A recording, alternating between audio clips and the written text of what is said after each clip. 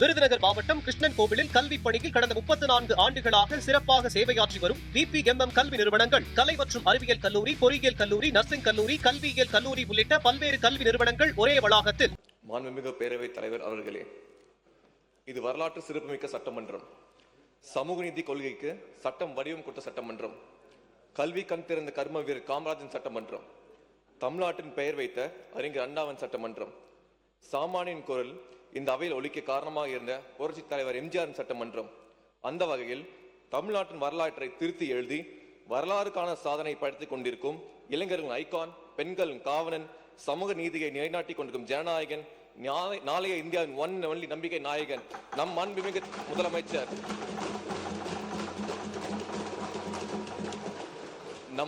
முதலமைச்சர் அண்ணன் C. Joseph விஜயின் சட்டமன்றமாக மாறியுள்ளது. இனி எப்போதும் சரித்திர நாயகன் சட்டமன்றமாக இருப்போம் என்பது எந்த ஒரு சந்தேகமும் இல்லை. இவரின் தலைமைக்கும் பொறுமைக்கும் ஒரு குரலை குறிப்பிட்டு காட்ட விரும்புகிறேன். செவி கைப்ப சொல் பொறுக்கும் பண்புடை வேந்தன், கவிகை கீழ்த்தங்கும் உலகு. இந்த குரலின் பொருள், எவ்வளவு கடுமையான சொற்களாக இருந்தாலும் நாட்டு நன்மையை கருதி அவற்றை பொறுத்துக் கொள்ளும் நல்ல பண்பு கொண்ட அரசனின் குடைநிழலில் இந்த உலகமே பாதுகாப்பாக இருக்கும். அந்த வகையில் எங்கள் முதலமைச்சர் நிலையில் தமிழ்நாடு மட்டுமல்ல, நாளை இந்தியா முழுவதும் பாதுகாப்பாக இருக்கும். இந்த மாபெரும் வரலாற்று சிறப்புமிக்க சட்டமன்றத்தில் என்னை போன்ற சாமானியனுக்கும் பேசுவதற்கு வாய்ப்பளித்த தமிழ்நாட்டின் நிரந்தர முதலமைச்சர் தளபதி அவர்களுக்கும், இந்த ரேவந்த் சரணை தங்களின் அரணாக நினைத்து நம்பிக்கையோடு வாக்களித்த மதுரவாயல் மக்களுக்கும் என்னோட மனமார்ந்த நன்றியும் வணக்கமும். மாண்புமிகு பேரவைத் தலைவர் அவர்களே, இந்த பேரவையில் இன்று நான் நிற்கும் போது ஒரு விஷயத்தை முழுமையாக உணர்கிறேன். மக்களால் தேர்ந்தெடுக்கப்படுவது ஒரு இலக்கின் முடிவு அல்ல, அது ஒரு மிகப்பெரிய பொறுப்பின் தொடக்கம். மாண்புமிகு பேரவைத் தலைவர் அவர்களே, பேரவையில் தாக்கல் செய்யப்பட்டுள்ள பட்ஜெட் மாண்புமிகு வெற்றி தலைவரின் ஆட்சியின் ஒரு விஷனரி அவுட்லுக் எவ்வாறு ஒரு செயல் திட்டமாக மாறப்பட்டுள்ளது என்பதற்கான சிறந்த எடுத்துக்காட்டு. நமது மாநிலத்திற்கும் மக்களுக்கும் உண்மையில் என்ன தேவை என்பதை அடையாளம் கண்டு வெறும் எண்ணிக்கைக்காக அறிவிப்பில்லாமல் மக்கள் வாழ்க்கையில் மாற்றத்தை ஏற்படுத்த நோக்கத்துடன் இந்த அரசு செயல்படுத்தி வருவதை இந்த பட்ஜெட் எடுத்துக்காட்டுகிறது. மாண்புமிகு பேரவைத் தலைவர் அவர்களே, மருத்துவம் மற்றும் மக்கள் நல்வாழ்வுத்துறையின் மானிய கோரிக்கை குறித்து என்ன சிறிது கருத்துக்கள் தெரிவித்துக் கொள்கிறேன்.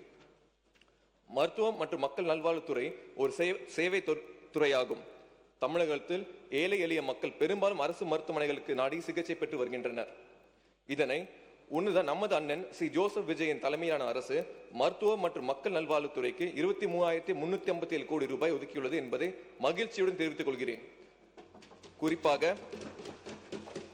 குறிப்பாக அரசு மருத்துவமனைகளில் நடைபெறும் பிரசவங்களின் எண்ணிக்கையை அதிகரித்து இதன் மூலம் மருத்துவ தேவைகளுக்கான பொதுமக்கள் சொந்தமாக செலவிடும் தொகையை குறைக்கும் நோக்கில் அனைத்து குழந்தைகளுக்கும் தாய்மாமனாக திகழும் தளபதி அவர்களின் அரசில் தாய்மாமன் தங்க மோதிரம் திட்டத்தை செயல்படுத்துவதற்காக 560 கோடி ரூபாய் நிதி ஒதுக்கப்பட்டுள்ளதை நான் மனமாற வரவேற்கிறேன். தாய்மாமன் தங்க மோதிரம் திட்டம் தமிழர் பாரம்பரியத்தின் தாய்மாமன் தனது சகோதரியின் குழந்தைகளுக்கு சீர் செய்யும் கலாச்சாரத்தை பிரதிபலிக்கும் வகையில் அரசாங்கமே தாய்மாமனாக இருந்து இத்திட்டத்தை செயல்படுத்துகிறது. இத்திட்டத்தின் மூலம் ஆண்டுக்கு சுமார் 4.4 லட்சம் குழந்தைகள் 1 கிராம் தங்க மோதிரத்தை பெற்று பயனடைவர். இது வெறும் தங்க மோதிரம் வழங்கும் திட்டம் அல்ல, அரசு மருத்துவமனைகளில் பிறக்கும் குழந்தைகளுக்கும் அவர்கள் தாய்மார்களுக்கும் கௌரிக்கும் சமூக நல திட்டமாகும்.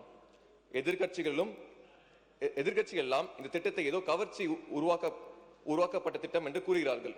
அவர்களுக்கு ஒரு டேட்டாவை கொடுக்க விரும்புகிறேன். டிரான்ஸ்ஃபார்ம் ரூரல் இந்தியா ஆய்வின்படி எகனாமிக்கல் வைஸ் முழு வளர்ச்சி அடைவதற்கு முன்பே முதியோர்கள் அதிகம் வசிக்கும் நாடாக இந்தியா மாறி வருகிறது என்று தெரிவிக்கப்பட்டுள்ளது.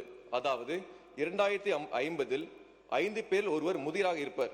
கூடிய விரைவில் ஜப்பான் போல் நம் நாடு மாறி விழும் என்ற அபாயம் ஏற்பட்டுள்ளது. குறைந்த பர்த் ரேஷியோ மற்றும் நீண்ட ஆயுள் காரணமாக இச்சமூக அமைப்பு சிக்கலாகி வருகிறது என்பது நிதர்சனம். அதேபோல் தொகுதி டீலிமிட்டேஷன் அநீதி என்பதும் நம் மாநிலத்திற்கு நிகழ உள்ளது.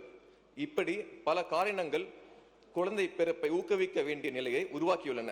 அப்படி இருக்கையில் பிறக்கும் குழந்தைகளுக்கும் தாய்மாமன் சீர் கொடுப்பதால் குழந்தை பிறப்பை ஊக்குவிக்க முடியும் என்பதே ஒரு இயல்பான உண்மை. இந்த அடிப்படை புரிதல் கூட இல்லாத எதிர்கட்சியாக தான் இப்போது இருக்க எதிர்கட்சி இருக்கிறது. அதே போல் மாண்புமிகு பேரவைத் தலைவர் அவர்களே, என் மதுரவாயல் தொகுதியை மாடல் தொகுதியாக மாற்றுவதே என் தலைவர் எனக்கு கொடுத்திருக்க கூடிய ஒரு மிகப்பெரிய டாஸ்க். மதுரவாயல் தொகுதி பொறுத்தவரை பல்வேறு பிரச்சனை இருக்கின்றன. குறிப்பாக பட்டா பிரச்சனை என்பது தொகுதியில் மிக முக்கியமான பிரச்சனையாக இருக்கிறது. மதுரவாயல் தொகுதியில் ஆயிரக்கணக்கான குடும்பங்கள் பட்டா இன்றி வாழ்கின்றனர்.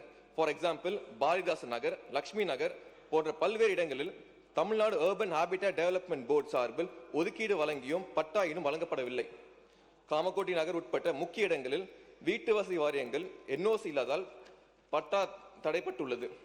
தொகுதி முழுவதும் 2182 இடங்களில் பட்டா இன்றி உள்ளன. இந்த நேரத்தில் எங்கள் கொள்கை தலைவர் அண்ணல் அம்பேத்கர் ஒரு கோட்டை சொல்ல விரும்புகிறேன். They must be settled on land so that they may obtain independent means of livelihood, walk with their heads erect and live courageously and fearlessly. அதாவது நிலம் என்பது வெறும் மண் அல்ல, அது மனிதனின் வாழ்வாதாரம், கண்ணியம், சுதந்திரம் என்று அண்ணல் அம்பேத்கர் கூறியுள்ளார். இப்படி நிலம்தான் நமக்கு அடிப்படை உரிமையாக இருக்கிறது. ஆனால் மதுரவாயல் தொகுதியில் பட்டா இன்மையால் மக்களுக்கு குடிநீர், மின்சாரம் போன்ற அடிப்படை வசதி கூட மறுக்கப்பட்டுள்ளன. எனவே மக்கள் சார்பாக நிலுவையில் உள்ள பகுதிகளுக்கு உடனடியாக பட்டா வழங்க வேண்டும் என்றும், கிராமநத்த நிலங்களுக்கு பட்டா வழங்கும்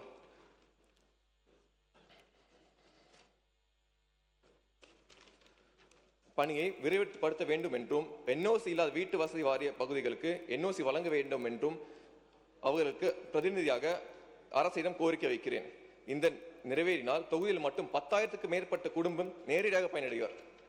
அடுத்ததாக என் தொகுதியில் உள்ள வானகரம், அடையாளம்பட்டு மற்றும் ஐயப்பாக்கம் ஆகிய 3 ஊராட்சிகளும் பாப்புலேஷன் கணிசமாக அதிகரித்துள்ளது. இதற்கேற்ப பேசிக் இன்ஃப்ராஸ்ட்ரக்சர் ஃபெசிலிட்டிஸ் இல்லாததால் மக்கள் கடுமையாக பாதிக்கப்பட்டுள்ளனர்.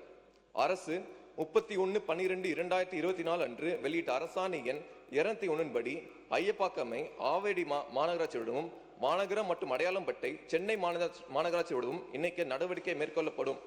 இதுவரை நிறைவேறப்படவில்லை. இம்மூன்று ஊராட்சிகளும் மாநகராட்சியுடன் இணைக்கப்பட்டால் drainage facility, roads, drinking water உள்ளிட்ட பெரும்பாலான பேசிக் இன்ஃப்ராஸ்ட்ரக்சர் இஷ்யூஸுக்கு ஒருங்கிணைந்த முறையில் பெர்மனன்ட் சொல்யூஷன் கிடைக்கும். எனவே அரசாணை எண் 201 படி மேற்கொண்ட 3 ஊராட்சிகளையும் சம்பந்தப்பட்ட மாநகராட்சிகளுடன் விரைந்து இணைக்க அரசு நடவடிக்கை எடுக்க தாழ்மையுடன் வலியுறுத்துகிறேன்.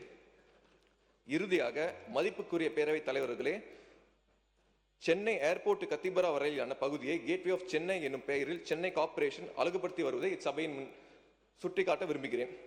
இதே போன்று என் தொகுதியான மதுரவாயில் அமைந்துள்ள மாநகரம் சந்திப்பு முதல் MGR யூனிவர்சிட்டி வரையிலான சாலை பகுதி பிற டிஸ்ட்ரிக்ட்ஸிலிருந்து, பிற ஸ்டேட்ஸிலிருந்தும் சென்னைக்குள் நுழையும் முக்கிய நுழைவாயிலாக திகழ்கிறது. எனவே இப்பகுதியை ஒரு அழகிய கேட்வேயாக மாற்றி டூரிஸ்டையும் பொதுமக்களையும் கவரும் வகையில் தமிழர் பாரம்பரியத்தை எடுத்துக்காட்டும் theme paste art installations, decorative street lights, green spaces மற்றும் லேண்ட்ஸ்கேப்பிங் அரேஞ்ச்மெண்ட்ஸ் உருவாக்கப்பட வேண்டும். இக்கோரிக்கையை அரசு உரிய முக்கியத்துவத்துடன் பரிசீலித்து மதுரவாயல் தொகுதியை வழியாக சென்னைக்கு நுழையும் இப்பகுதியை நகரின் பெருமையாய் பிரதிபலிக்கும் அழகிய கேட்வேயாக மாற்ற வேண்டும் என்று கேட்டுக்கொள்கிறேன். மாண்புமிகு பேரவைத் தலைவர் அவர்களே, நான் இன்று இந்த அவையில் வைத்த கோரிக்கைகள் 3 மட்டுமே. ஆனால் அதன் பின்னால் நிற்கும் மக்கள் எதிர்பார்ப்புகள் ஆயிரக்கணக்கானவை. எனவே இன்று இந்த அவையில் நான் ஒரு உறுப்பினராக மட்டும் நிற்கவில்லை, மதுரவாயல் மக்கள் குரலாக நிற்கிறேன். அவர்களின் கனவுகள் பிரதிநிதியாக நிற்கிறேன். அவர்களின் உரிமை கேட்கும் ஒரு காவலாக நிற்கிறேன். எனது தலைவன் எனக்கு கொடுத்திருக்க ஒரே முக்கியமான பணியை நான் மறக்கவில்லை. மதுரவாயலை ஒரு மாடல் தொகுதியாக மாற்ற வேண்டும். அந்த வார்த்தையை வெறும் வாக்குறுதியாக நான் பார்க்கவில்லை, அது ஒரு பொறுப்பாக பார்க்கிறேன்.